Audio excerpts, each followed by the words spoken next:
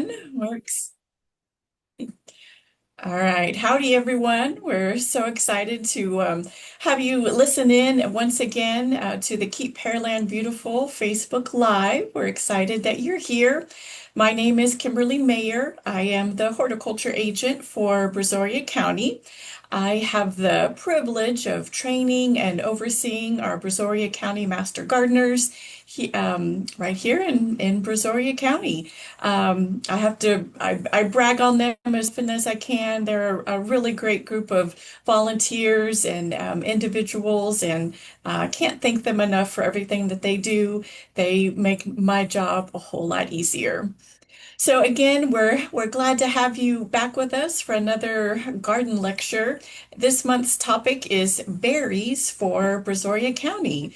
And so today we're going to talk about all the different berries that you can actually grow right here in Brazoria County. Um, and so while we're kind of waiting for people to log in and get on to the live, I would love it if you would jump into the comments and tell me where you're watching from, or even better, tell me what kind of berries that you grow, whether it's strawberries or blueberries or blackberries. Maybe you have dewberries growing along your fence line. We'd love to know what kind of berries that you grow. So, what we're going to cover today, before we jump into the next slide, is just a little bit about which berries actually perform really well here in Brazoria County. And that's really important because not every blueberry that you see, or not every berry that you see in the garden center or your local nursery, will do well here in our environment and our climate. And so we're going to cover which berries are easiest to grow, which ones need a little bit extra attention, and then some of the mistakes that gardeners may make, and we'll see if we can prevent you from making those so that you have lots of great success with your berries. And so by the end of our presentation, you'll have a really good idea of the best fit for berries to grow in your backyard. So let's jump in. There we go. All right, so I like to start with this slide, and let me backtrack for just a minute, actually, and let you know that these slides were all adapted from a good colleague of mine, Stephen Yannock. He's a fruit specialist with Texas A&M AgriLife Extension, and so I want to thank him for sharing a lot of his slides with me so I could teach the people of Brazoria County how best to grow berries in this area. So thank you again, Stephen. So this is a slide that he likes to start with, and I'm glad he does, because it really shares this great idea of having principles versus just methods when it comes to your gardening. And so Harrington Emerson says, as to methods, there may be a million and then some, but principles are few. The man who grasps principles can successfully select his own methods. The man who tries methods, ignoring principles, is sure to have trouble. And so basically what this is saying is that, there's a lot of people in gardening who will tell you that, there's one magic fertilizer, or one magic spray, or one secret trick to gardening that's going to make you successful. And the truth is there really isn't. If you want to be a successful gardener, you have to understand that the principles of gardening come first. And once you understand what a plant needs to grow, you can adapt your own methods to your gardens. And so that's what we're really going to focus on today. So if you remember nothing else from today's presentation, I want you to remember these 4 or 5 just simplified principles when it comes to growing fruit. The first one is if Texas A&M AgriLife Extension doesn't recommend a particular fruit for our area, there's usually a reason. Could you grow something unusual? Maybe.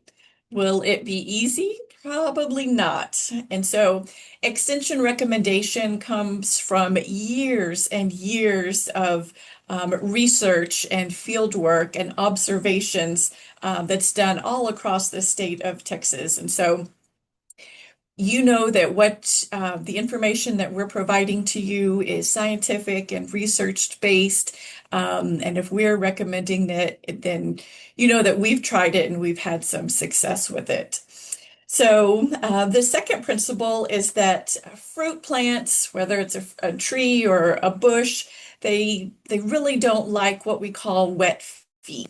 And so here in Brazoria County, we have decent soils for agriculture, but sometimes homeowners in their backyards end up having really heavy clays that don't drain very well. We have that black gumbo here in Brazoria County. And so if we get an afternoon thunderstorm, you can end up having water that sits in your backyard for days at a time. And so that's what we mean by fruit trees, shrubs, and bushes don't like wet feet. They don't like their roots to be soggy and soaking wet. And so if your soil is one that stays soggy and wet after a rain, it's not going to be fixed with fertilizer. What we would recommend to do instead is to plant that tree or that bush in a raised bed, put it up on a mound. You want to improve that drainage first before you do anything else. Very important. And so the next thing I want to talk about is sunlight. Um, when we talk about sunlight, your fruit trees, especially your berries, need at least 8 hours of full sun. And so when you think about what's going to come out of growing these berries is that fruit. That fruit equals flowers. Flowers become fruit. And with no flowers, then you won't have any berries. And so again, those berries really need a good 8 hours of full sun, direct sun. Morning sun is really great. It's wonderful. You might be able to get away with a little bit of afternoon shade, but it may impact your production. You probably won't have maximum production if you've got this fruit tree or shrub maybe underneath the canopy of another tree where it's getting some afternoon shade. So full sun, think about that when you're planning for these berries. So the next principle actually surprises some people, and that is that you really don't need a large amount of fertilizer. Plants really do so much better when they're fed much smaller amounts of nutrients throughout the growing season instead of one big application, maybe like right when you plant it. So think of it in human terms as you know, you eating 3 balanced meals per day as opposed to eating, you know, an entire Thanksgiving meal just once a month. You want to kind of spoon feed that fertilizer to these plants. And then finally, I want to talk about mulch. If I had $10 to spend at the garden center, I would probably spend 8 of it on mulch before I bought a fertilizer. So mulch is really great because it is going to conserve moisture. It's going to suppress weeds. It keeps those soil temperatures more consistent. It'll keep them cooler in the summer and warmer in the winter. And over time, it's going to add organic matter to your soil. And that is going to help, that mulch is going to help protect these shallow roots that some of these berries have. And really, it's one of the cheapest improvements that you can make. So, brownie points for mulch. All right, so these 4 points here are really do summarize what, you know, the keys to success when you're gardening with fruit. You want the right plant and the right place. You can't force a plant to love its conditions that it wasn't adapted for. It can be very tempting when you see advertisements or different things online from these beautiful berries from up north, like Oregon or Michigan. Those climates are very different from ours, so it's important for you to choose plants that are adapted to our Gulf Coast area. And then, of course, we talked about full sun and drainage are really essential.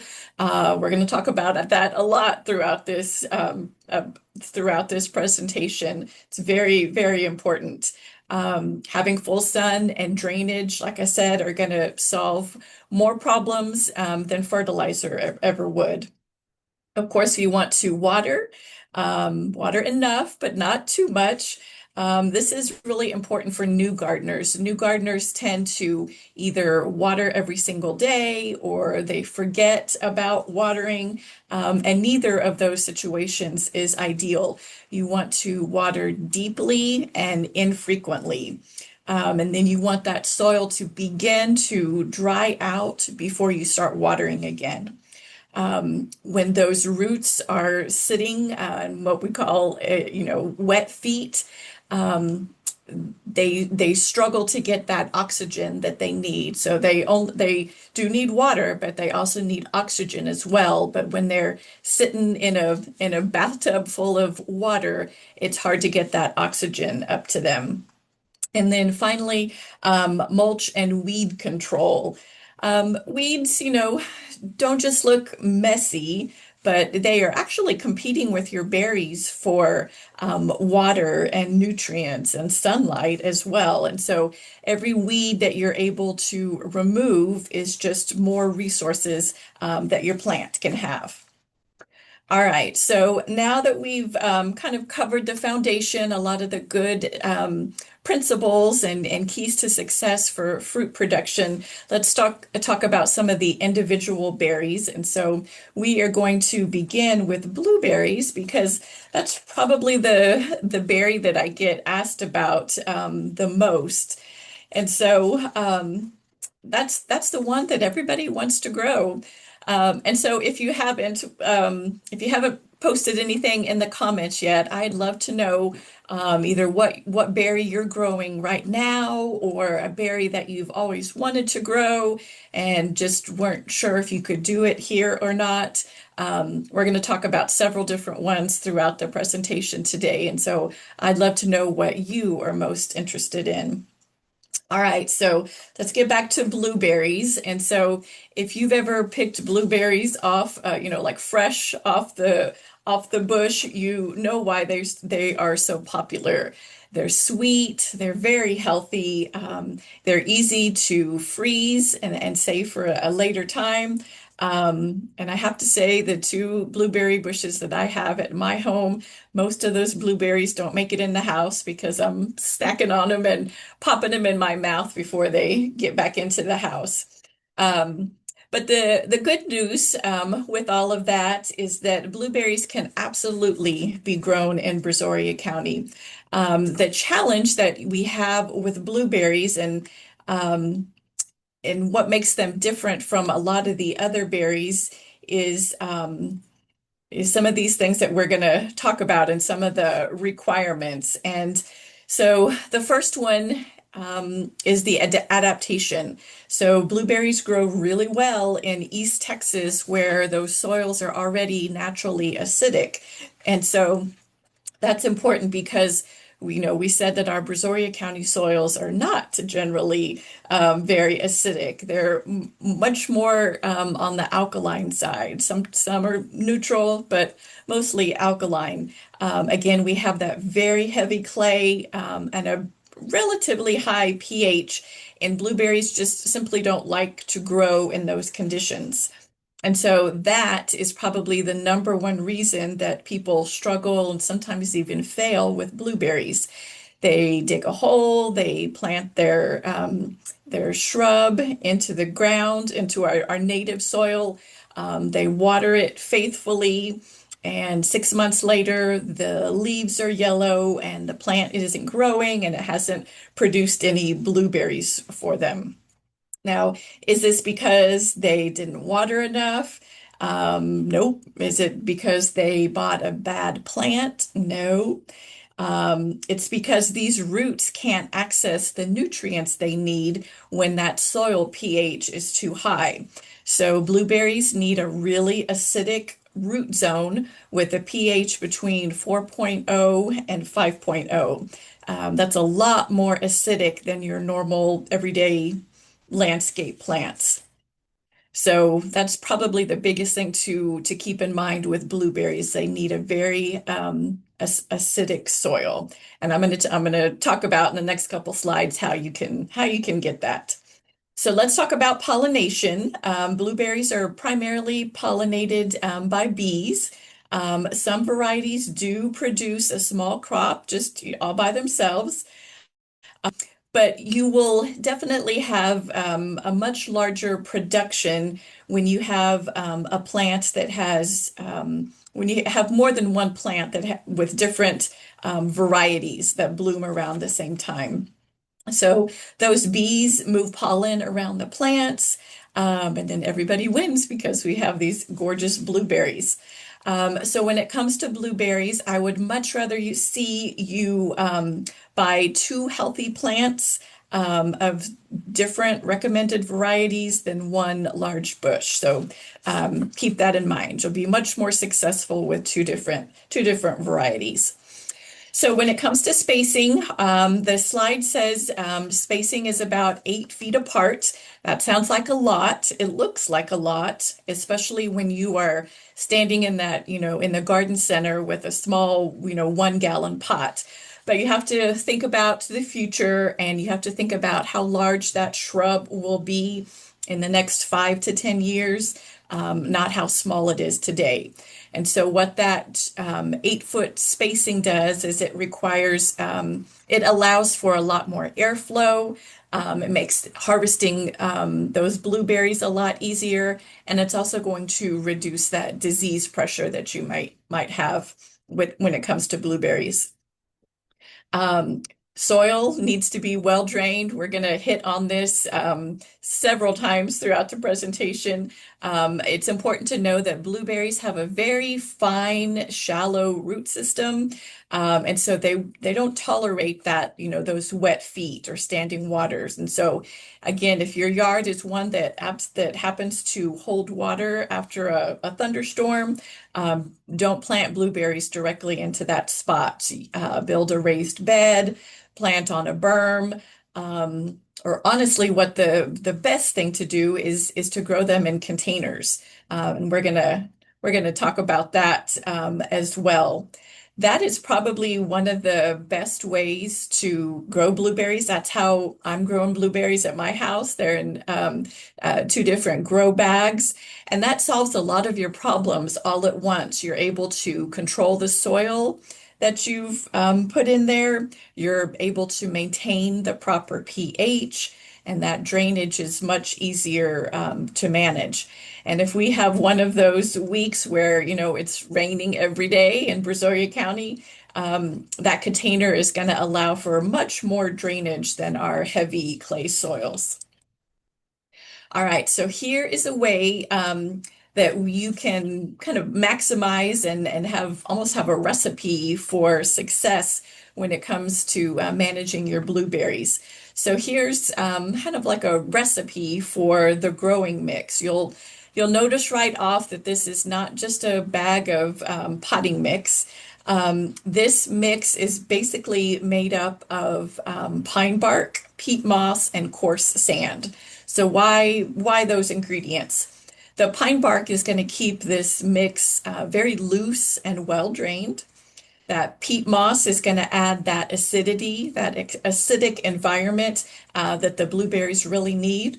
And then that coarse sand is going to add some stability and allow for good drainage. And so when you put those three things together, they're going to create an environment that mimics what blueberry roots really, really prefer. So when it comes to fertilizer, blueberries have a different like when it comes to when it comes to fertilizer program. And so, like we talked about earlier, instead of giving it one large application of fertilizer a year, you want to do a few small amounts, kind of spoon feed it throughout the spring and the summer. Blueberries do best when they've got a steady, kind of like a steady income of nutrition while blueberries are actively growing. So hopefully you noticed on the slide, it does say no ammonium nitrate. That's very important because blueberries are especially sensitive to certain nitrogen sources. They can't absorb nitrogen in the nitrate form. And so using ammonium sulfate, not ammonium nitrate, is what they really like. And so this is one of those slides and topics where you really do want to follow extension recommendations here because we have studied and studied this and found what works best. Let me talk real briefly about watering for blueberries. That's another place where people can run into trouble. Blueberries don't like drying out completely, but they don't like saturated soil as well. And so the goal is to have really consistent moisture in there. If you're growing them in containers in July and August, when it's, the hottest months of the year, you probably want to check those every day and see if they need water or not. Just simply stick your finger in there. If it's still moist, just leave it alone. If it's beginning to dry out, then you want to water it thoroughly. I also recommend mulching with pine bark mulch around your blueberries. Very important. All right, let's talk about a couple of varieties for Texas, because that can be kind of overwhelming and confusing. You will see lots of different blueberry varieties online. Not all of them belong in Texas and can be grown in our Texas weather. So what we've done for you is just compile kind of like the top 5 varieties that will do well here in Texas.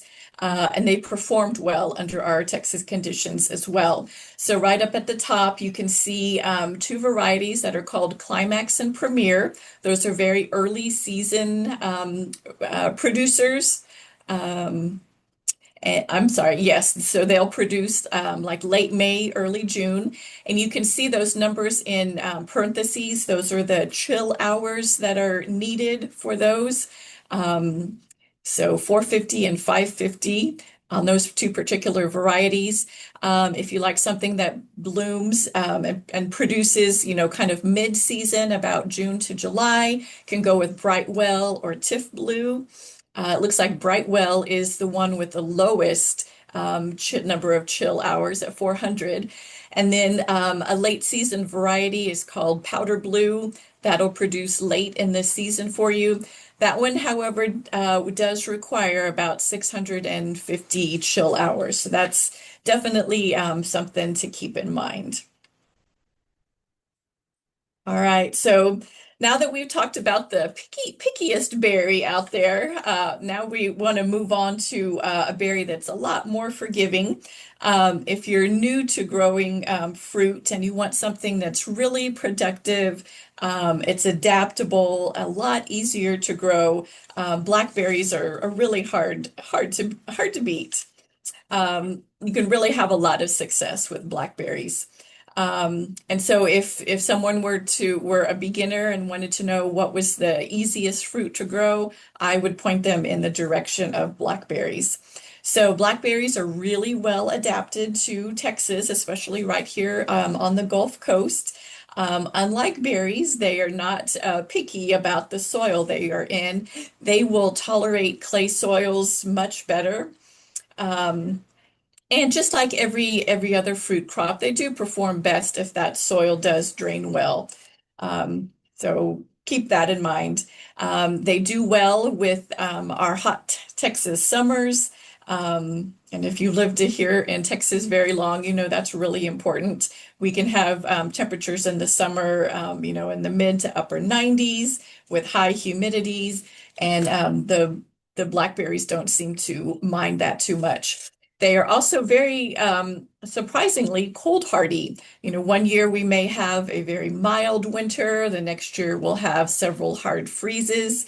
And blueberries are really able to handle those things without much trouble. Those swings in temperature are not too hard on them.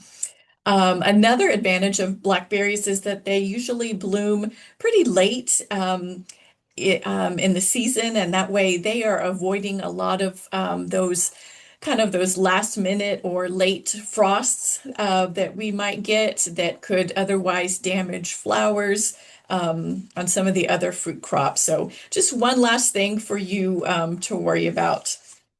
And then when it comes to blackberries, you don't need a huge piece of property either.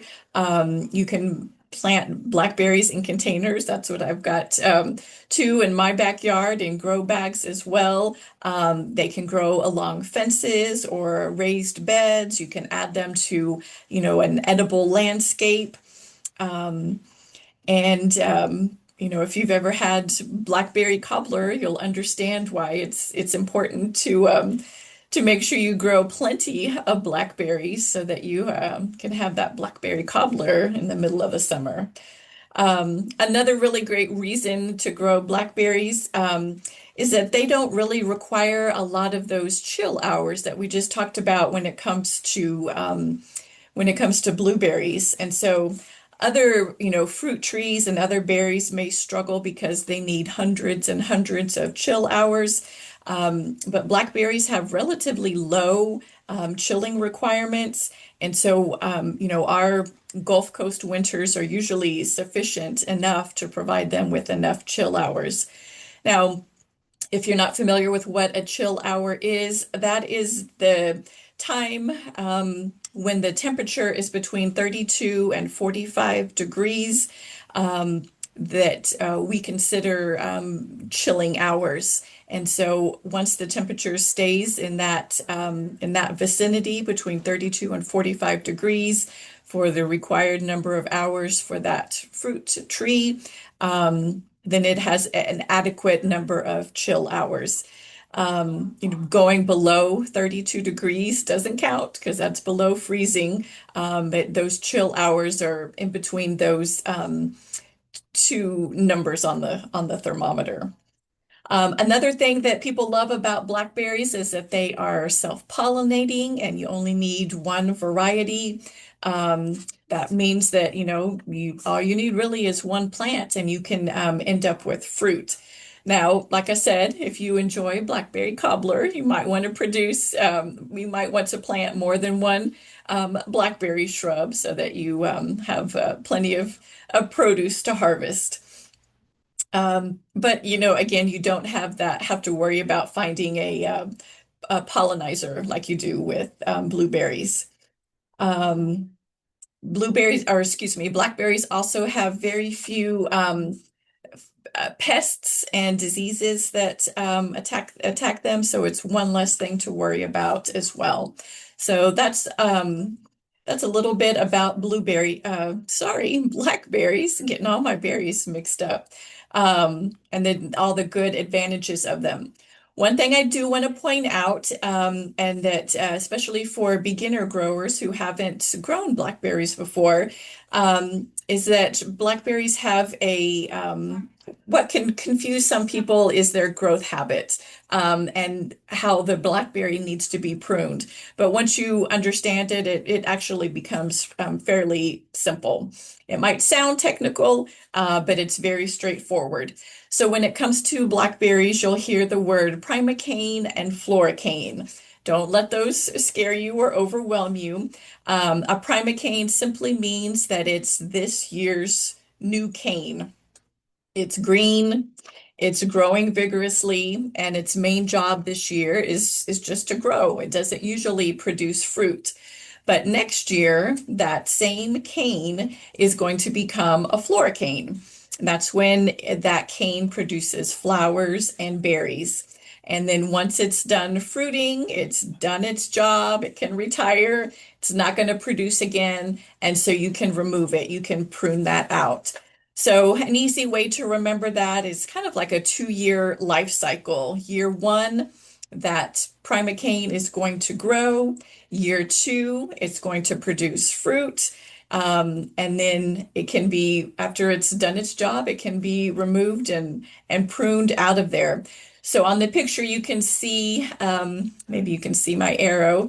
Right here, all this lush green growth, those are all the primocanes. That's this year's growth. And then these are the floricanes. You can see that these are much darker. If you looked really close, you can see they probably have a much woodier stem, and these will produce flowers and then berries. And so, after you've harvested all those wonderful blueberries, you'll prune out those floricanes, and you'll leave the new primocanes because that is what is going to produce this next year's crop. So, that's important to know. All right, let's see. We are gonna keep on moving, and we're gonna talk about growing blackberries in containers. Yes, that can absolutely be done. In fact, the picture here is, I believe it's probably the beginning of Stephen Yannick's research trial that he's doing on blackberries. Up at our College Station, Somerville area at the Hort Rec greenhouses. We had an opportunity to tour that, and it's really amazing at all the amazing research that they're doing on different fruits and nuts in that area. So, yes, blackberries can definitely be grown in containers. If you've got a small backyard, you have a patio or a balcony, you can definitely grow blackberries. They want a large container so that you can provide plenty of room for that root system. And then, similar to blueberries, you want a pine bark potting mix with a slow release fertilizer. And then, every couple of years, you'll probably want to refresh that potting media and, trim those roots just a little bit just to keep it from becoming root bound. So let's talk about varieties, something that and thornless varieties on that, something that your hands and your arms will definitely appreciate. Because if you've ever picked wild dewberries or the old-fashioned blackberries, you know that they tend to fight back, they tend to bite back. And so harvesting, these modern thornless varieties are so much easier. Especially if you've got kids or grandkids that are helping to pick the berries, it makes it a lot more fun without all the scratching.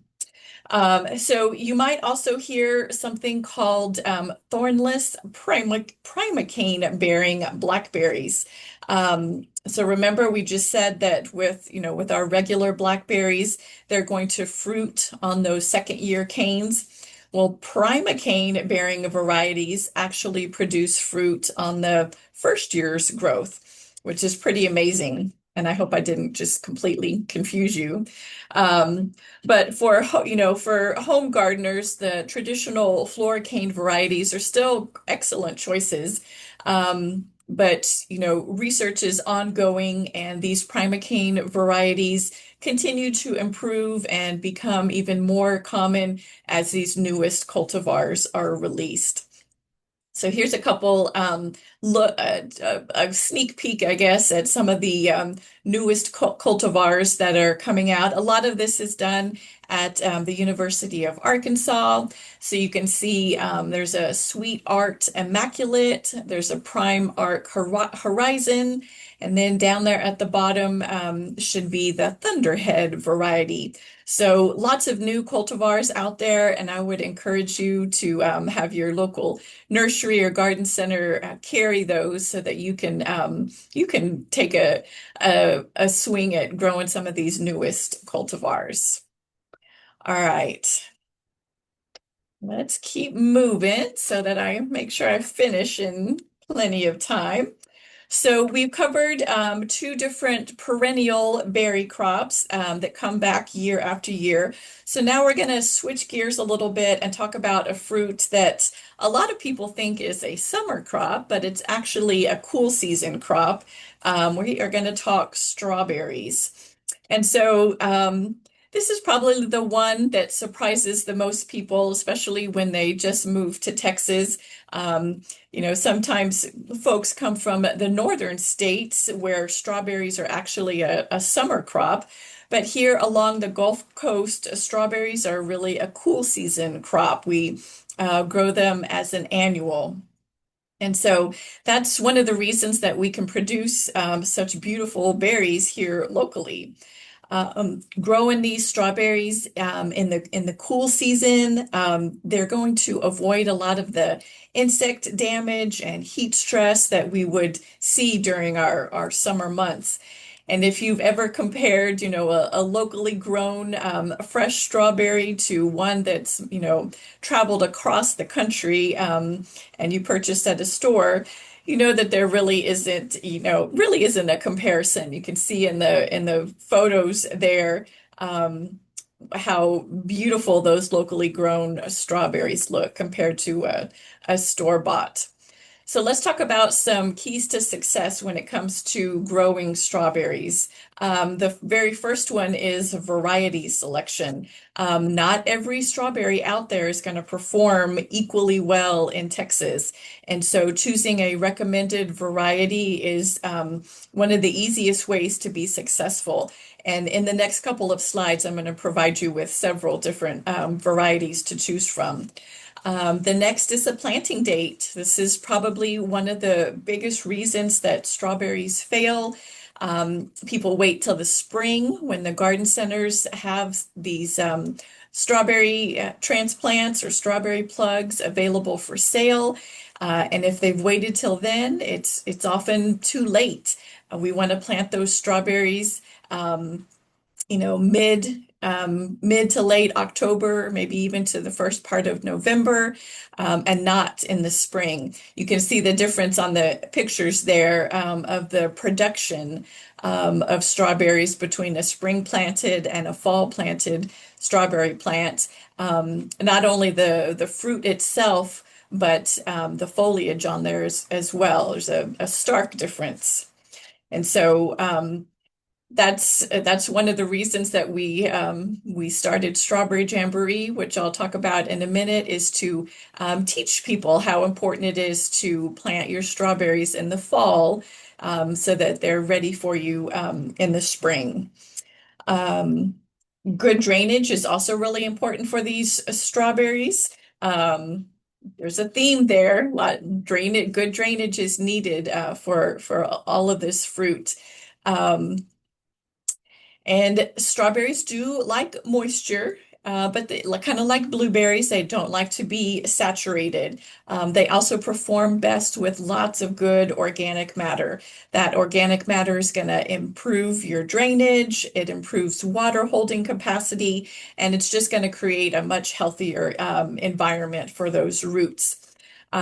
Strawberries are very heavy feeders, and so you'll notice that they need weekly nitrogen application to be really successful. Um, let's see, full sun is really important as well. And you'll see the words avoid wind. Strong wind can really affect, it can add to like moisture loss, it can damage the blooms and just make those growing conditions a little bit more stressful overall. So if you can avoid that, that is definitely important. When you're planting these strawberries, you want to keep them about 9 to 12 inches apart. Again, that's going to relieve some of the disease pressure when you have more air movement through those plants. And so, like I mentioned a few minutes ago, Strawberry Jamboree, want to give it a little plug here. This year is going to be our fourth annual Strawberry Jamboree. And like I said, this is a fun and educational event that we created to help people learn when the right time to plant strawberries is. So at this event, it'll be September 26th from 10 to 2. It's at the Brazoria County Fairgrounds. We'll have lots of vendors and exhibitors, some educational speakers, and we'll also have the opportunity for you to pre-order some strawberry bare root plants. So we hope to see you out there. All right. One more thing about strawberries is that since we are planting them in the cooler season, it is important to make sure that you are ready for any type of frost or freeze. The plants and the foliage themselves are usually hardy to about 15 degrees Fahrenheit. But if you do have flowers on there, they can be very sensitive to temperatures below 32 degrees. So you can do, row covers or frost cloth or low tunnels that are suspended by these wire hoops to keep them somewhat warmer during those frost and freezes. For pollination, strawberries are self-pollinating. That's done by the wind or bees or other flower movement. And so once that flower has been pollinated, 28 days later, you should have a strawberry. So pretty quick production there. All right, let's just briefly talk about some of the different varieties. When it comes to strawberries, you'll hear different terms like June bearing, ever bearing, date neutral. What is best for our area here is those June bearing plants. They're a short day variety where you're going to get most of your peak production in the early spring. You'll get larger fruit and it just be much more productive for you. And that's usually what is commonly grown. You can certainly try some of the everbearing or day neutral varieties, but my top recommendation would be a June bearing variety, which all of these varieties are. And so these are some of the top 6 varieties or so that have been tested by AgriLife Extension and gone through research trials. Chandler, Camarosa, Festival, Sweet Charlie, Fronteras, and Camino Real. Those are all varieties that you will definitely have success with. These are all varieties that we have offered at one time or another at our Strawberry Jamboree. So if you're looking for a place to purchase your strawberry bare root plants, Strawberry Jamboree is the place to get it. We hope to see you out there September 26th at the Brazoria County Fairgrounds.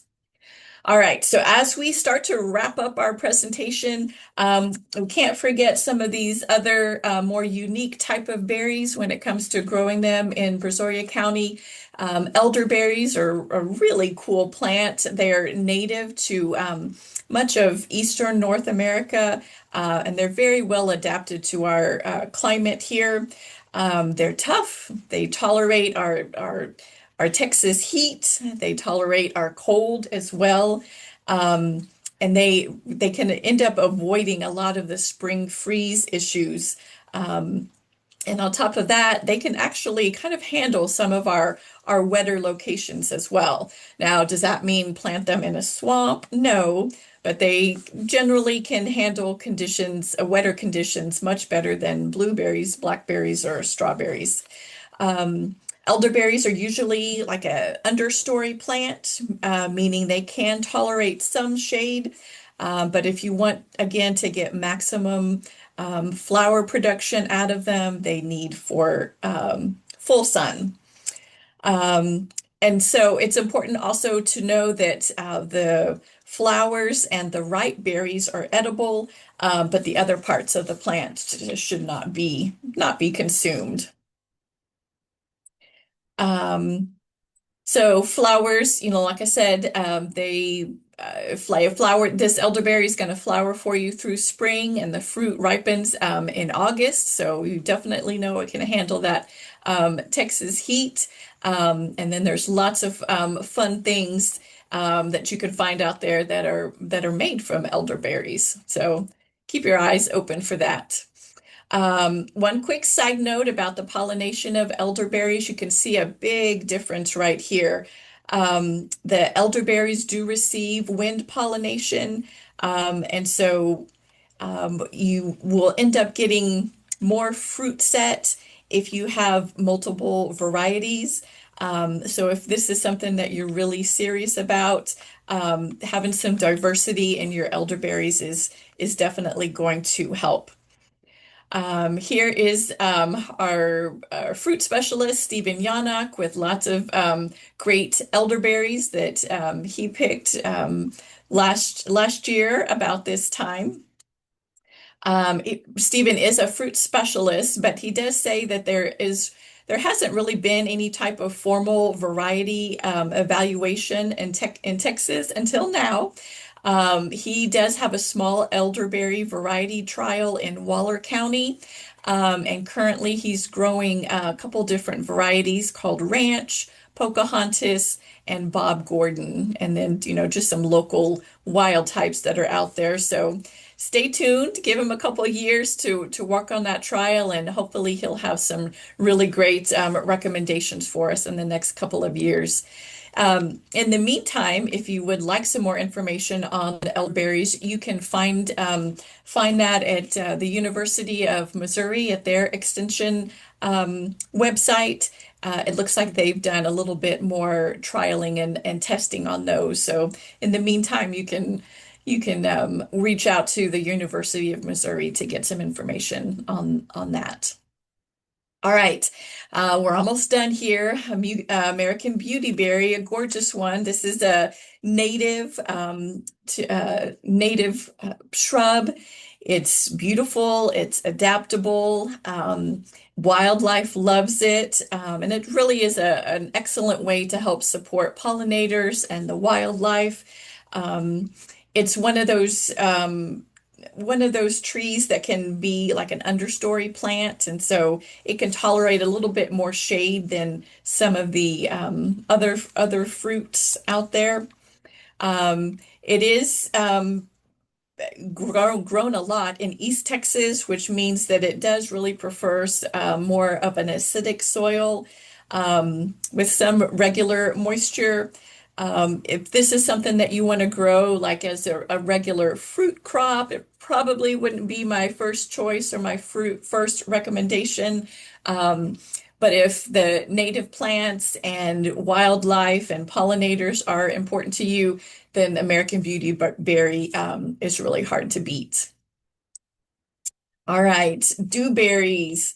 Hopefully, dewberries don't need any introduction for here in Brazoria County. I think most of us have encountered them at one time or another.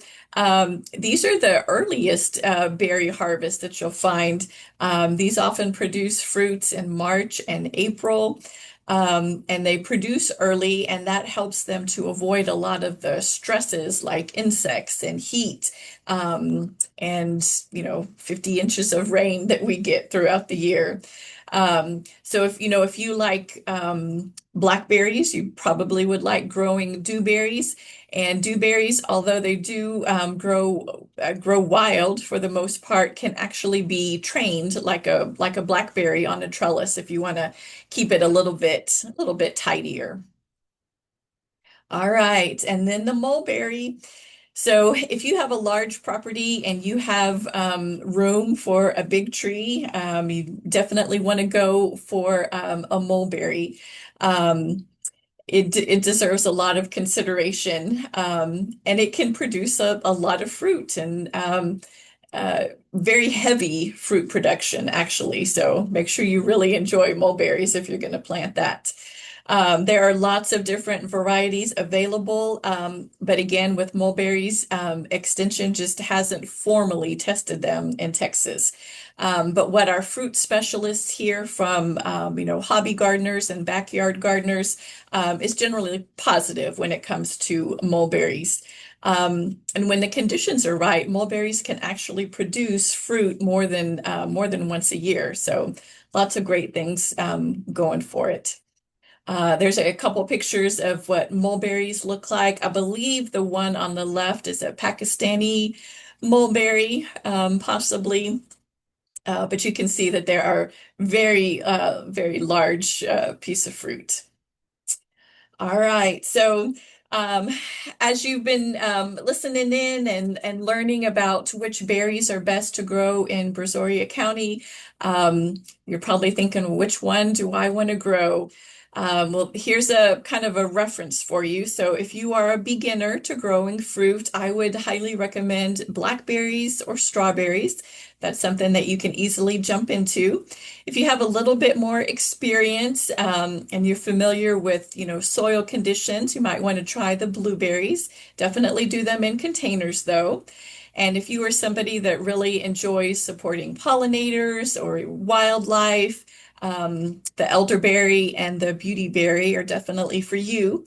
And then if you've got lots of space and you really enjoy harvesting large amounts of fruit, the mulberries are the way to go for you. So, just a couple final takeaways as we are wrapping up this presentation. Remember to plan out where you're going to plant these particular fruit trees or shrubs because the drainage and the sunlight are critical when it comes to good production for these fruits and for you being successful as well. Make sure you mulch each of these plants. You'll get much better, much better prognosis, and much better success if you're mulching and taking care of that soil. And then pruning these particular plants, especially the blackberries, is going to help really maintain that productivity. So I know that was a lot. We covered a lot of different fruits in a short amount of time, but I hope that you were able to glean some good information from that, and maybe you're inspired to grow, be a backyard fruit grower in Brazoria County. I hope you are. If you do run into any questions or concerns, please feel free to reach out to me. Again, my name is Kimberly Mayer. I work for Texas A&M AgriLife Extension as the horticulture agent for Brazoria County. I'd love to hear from you. You can email or give the office a call. All that information is online, and we'd love to hear from you and help you be successful with growing berries in Brazoria County. And so with that, I will close out my presentation, and thank you so much for joining us.